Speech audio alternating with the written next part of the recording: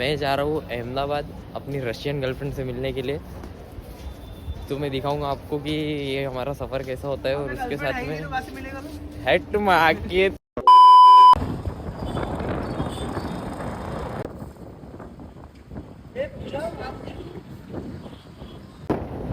क्या बोल रहे हो तरीके तुम बोल क्या रहे?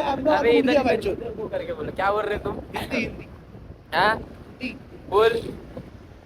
ड्राइवर लोग भी अभी बोलना चालू करते हैं एकदम बड़ी बड़ी सी। नहीं हो गया पैसा पैसा दो पैसा पैसा पहले नहीं पहले पैसा लगता इधर में भैया पेट्रोल दाना पानी लगता हमको भाई ये मेरा पर्सनल ड्राइवर है। नहीं है इसके अंदर में पेट्रोल पैसा नहीं मिलता इसको महीने वाली सैलरी देंगे भैया 109 रुपए 109 रुपए लीटर। ये दो लोग है ना इससे 200 रुपए लूंगा उसके वाले 20 रुपए जीएसटी लगाऊंगा इनके ऊपर 17 रुपए सीजीएसटी लगाऊंगा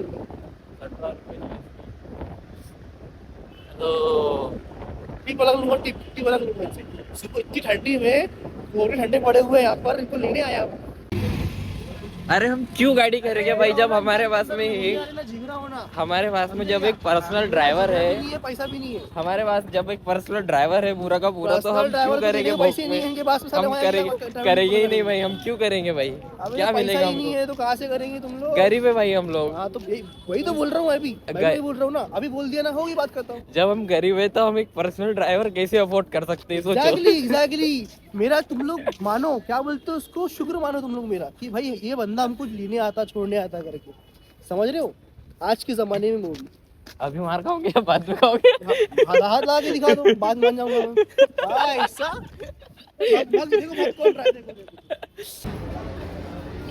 मेरे दोनों बच्चे, ये मेरा छोटा बच्चा है, ये मेरा बड़ा बच्चा। वैसे तो जुड़वा है, कुछ महीने का ही फर्क है, पर ये मेरे दोनों बच्चे हैं। तो हे गाइस, मैं हूँ कल के क्रिएटर से मंथन। आई एम फ्रॉम नागपुर और मैं अपना पहला व्लॉग शूट कर रहा हूँ। मैं जा रहा हूँ अहमदाबाद अपनी रशियन गर्लफ्रेंड से मिलने के लिए। तो मैं दिखाऊंगा आपको कि ये हमारा सफ़र कैसा होता है और उसके साथ में हेट मार के तेरे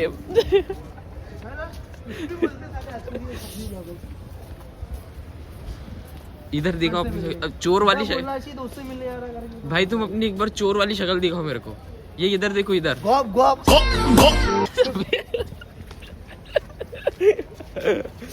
इसको माइंड मत करो। ये मेरे चैनल में पैसों के लिए सिर्फ, और कुछ नहीं। चैनल मैंने बनाया हूँ। क्या चैनल है वो? मेरा चैनल क्या है? मेरा है गाइस। वो फोटो डाला ना एड वाली मेरी ही होगी, मेरी फोटो। मतलब अभी तक के 72 एक का मेरा है। एक्चुअल में ये गोची हो गई। अभी ये बंद हो गया पलट के गलत जगह आ गए। अबे उधर नहीं है, वापस चलो। हमको इसके ऊपर से जाना था, लेकिन यहाँ का रास्ता टूट चुका है, बंद हो गया है। भाई इसे बैठे, अगर एक ट्रेन आगे और उसको उड़ा के लेके गई तो मेरे को समझ नहीं रहा है क्या होगा करके इसका। चलने लगा आसमां से कब। बस रास्ते में इसको आगे करना मिल जाए वरना कर देगा।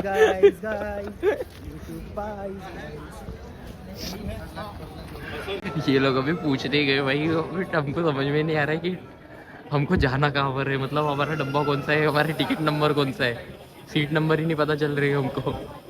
इधर के उधर सिर्फ घूमे जा रहे हैं इतने देर से, हमको पता ही नहीं है कि बैठना कौन सी सीट पर है। अभी पूछ रहे हैं, तुमको पता नहीं क्या होता है।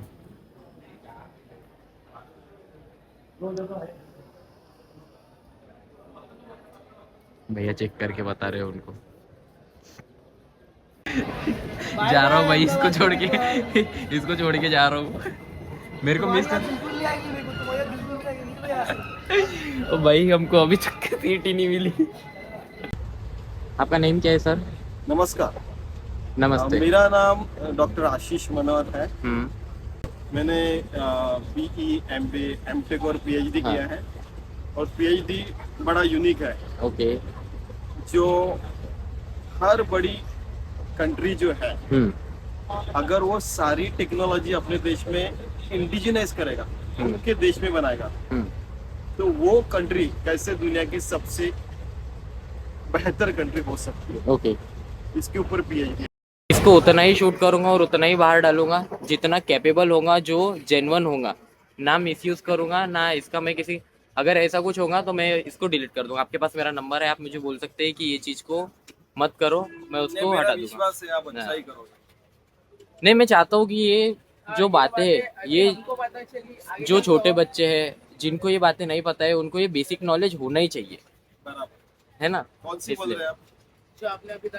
हाँ, जो आपने अभी तक के हम इतने देर तक के हमारा जो कन्वर्सेशन हुआ, मैं ये बोल रहा हूँ कि क्या ऐसा होना चाहिए इंडिया में कि ये इंडिया ग्रो करे और ज़्यादा तेज़ी से, इसकी टेक्नोलॉजी और फास्ट हो, तो क्या ऐसे चेंजेस करना चाहिए?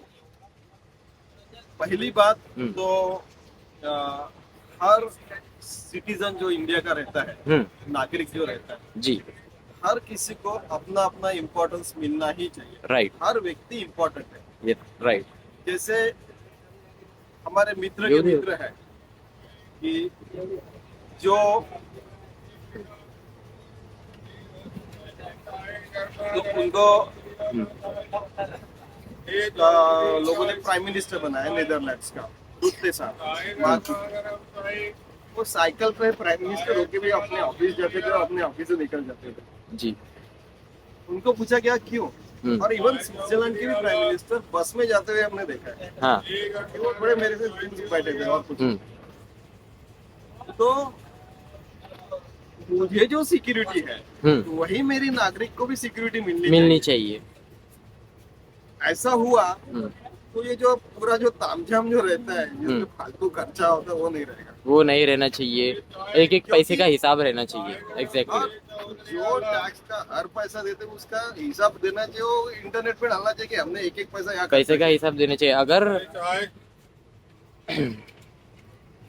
अगर हम किसी चीज के लिए सवाल करते हैं, इतनी ऑनेस्टी आ जाएगी, इतनी इंटीग्रिटी आ जाएगी कि आदमी इतना ईमानदार हो जाए, राइट, कि उसको किसी धर्म की, किसी जाति की, किसी का फालतू चीज का सपोर्ट भी नहीं रहना चाहिए। ये धर्म वगैरह ठीक है, धर्म वगैरह और किसी फालतू चीज की, हाँ, जैसे किसी का सपोर्ट चाहिए, कुछ नहीं, पॉलिटिशियन सपोर्ट, बड़े आदमी का सपोर्ट, आदमी सॉरी इतना ईमानदार है कि उसको दुनिया जानती है कि ईमानदार है, उसको ऑटोमेटिक सपोर्ट मिलेगा। राइट,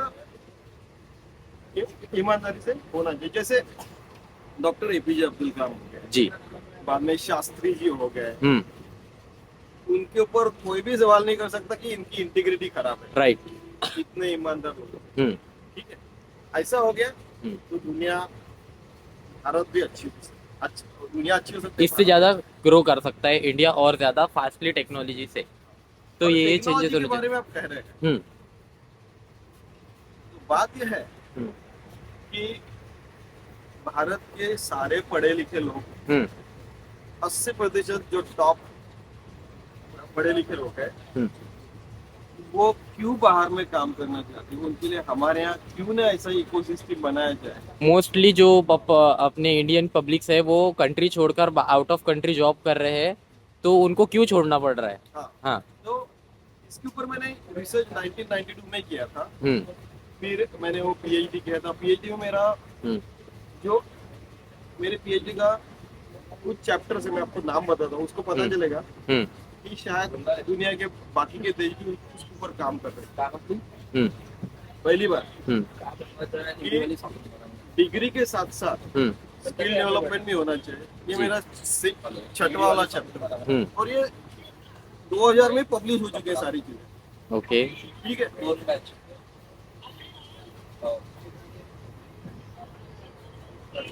या please carry on, please carry on. तो एक आवाज आना चाहिए, उनको बोलना है, उनको बोलने दीजिए, राइट।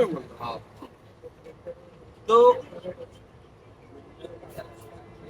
अगर उनके लिए इकोसिस्टम बनाना है, सरकार को नहीं जमता है, मेरे जैसे बहुत सारे एक्सपर्ट लोग बैठे हैं, मैं अकेला एक्सपर्ट नहीं, जो ऐसा इकोसिस्टम बना के दे सके। बाद में टेक्नोलॉजी डेवलपमेंट की बात होती है तो उनको रिसर्च एंड डेवलपमेंट के लिए फंडिंग भी होना चाहिए, बराबर है? राइट। कुछ फालतू चीजों के लिए हमारे यहाँ पे हजारों लाखों करोड़ों रुपए खर्चे होते हैं, राइट। वही पैसा अगर रिसर्च एंड डेवलपमेंट में दिया तो भारत कहाँ की कहाँ चला जाएगा। हाँ, मतलब इंडिया और फास्टली ग्रो करेगा। और एक चीज इसके ऊपर टेक्नोलॉजी में, चाहे सिंगापुर रहो, चाहे चीन रहो, चाइना रहो, आपको पता है 2004 में मेरा 21 जुलाई को पीएचडी मिला। 22 जुलाई को सुबह 11 बजे उनके फाइनेंस मिनिस्टर और उनके एक्सटर्नल अफेयर्स मिनिस्टर ने मेरा इंटरव्यू लिया था कि perhaps yours is the best PhD thesis in the world this year, ऐसा कह के।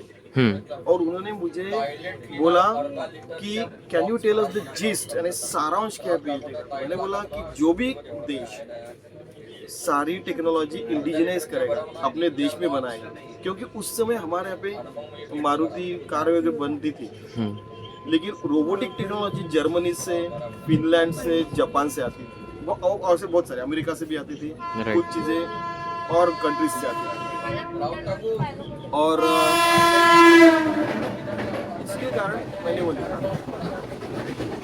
तो उन्होंने क्या बोला, उन्होंने बोला कि Ashish you are next only to doctor, वो डॉक्टर का नाम ढूंढ के निकाला जी, कि जिन्होंने, मैं बता सकता हूँ, you are next only to doctor Kotnis फॉरस। डॉक्टर कोटनिस जी ने युद्ध में भी चाइना के सोल्जर्स को मदद की थी, ठीक है? तो उनको नेक्स्ट ओनली टू बोला, क्यों? हम आपको प्रॉमिस करते हैं, बोले कि चाइना टेक्नोलॉजी में 2004 में 22 जुलाई को बोला था इट विल ग्रो ज्योमेट्रिकली।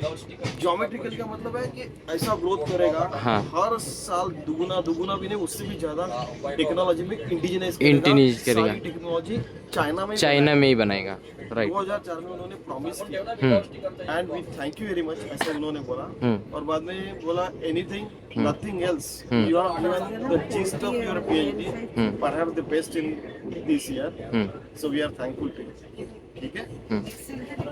उसके बाद में 2004 के बाद में जो भी चाइनीज पॉलिट ब्यूरो में और चाइनीज पार्लियामेंट में आने लगा, उसमें से 80% लोग इंजीनियर्स ही थे।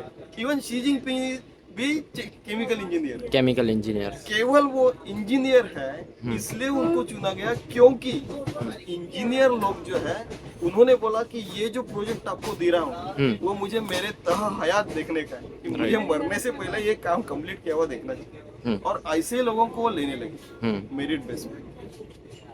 अगर ऐसे लोग हम लोग लेने लगे जिनकी इंटीग्रिटी बराबर है, उनके सारे बच्चे चाइना में ही पढ़ रहे हैं, उनके सारे बच्चे चाइना में ही रह रहे हैं, या वैसे भारत के भी, भारत के सारे मिनिस्टर के बच्चे भारत में रह रहे हैं, ठीक है, और वो भारत में ही पढ़ रहे हैं, भारत के जो म्युनिसिपल कॉर्पोरेशन स्कूल में जा रहे हैं, अपनी स्कूल अच्छी बना रहे हैं, वहाँ पे पढ़ रहे हैं। ऐसा जब होगा वो भारत में ही काम कर रहे हैं, तभी भारत डेवलप होगा। नहीं तो भैया थोड़ा साइड में, नहीं तो क्या होता है, थोड़ा भैया बैक करना भैया उसको,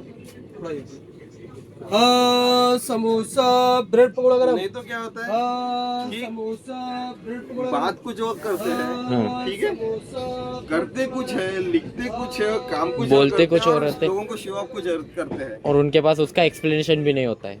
नो मोर क्वेश्चंस। होना चाहिए। यस, जो आपने बोला वो करना चाहिए। नहीं तो आपने पब्लिक फिगर में आने का ही नहीं। इतनी ऑनेस्टी रही तभी भारत डेवलप हो सकता है, और ये सिंगापुर ने करके बताया 60 साल में।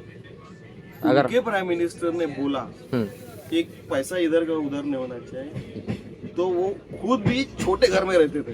वो बड़ा बंगला ऐसे है, अभी भी उनका प्राइम मिनिस्टर छोटे घर में रहता है। वो जो बड़ी बिल्डिंग है वैसी रखी है, कि जो कॉमन मैन छोटे घर में रहता है तो मैं भी वैसे रहूंगा। फिर उन्होंने सैलरी कैसी बनाई, सिंगापुर के president, prime minister for example बोल रहा हूँ, उनकी सैलरी कैसे रहती है, $1.83 मिलियन मेरिट बेसिस पे, सबसे कैपिटल। इतनी सैलरी मिलती तो करप्शन काय को करेगा, लेकिन Right. एक ऐसी भी केस हो चुकी है कि बाय मिस्टेक एक मिनिस्टर का ऐसा हो गया कि उसने खुद के पैसे की जगह उसका चल नहीं रहा था, किसी गवर्नमेंट ऐप यूज करके पैसे दे दे, आने के बाद इमीडिएटली रिजाइन किया कि मैंने अपने सरकारी कायदा तोड़ा इसलिए मैं रिजाइन कर रहा हूँ। इतनी ऑनेस्टी चाहिए। इतनी ऑनेस्टी होनी चाहिए, मतलब जो भी काम करते हैं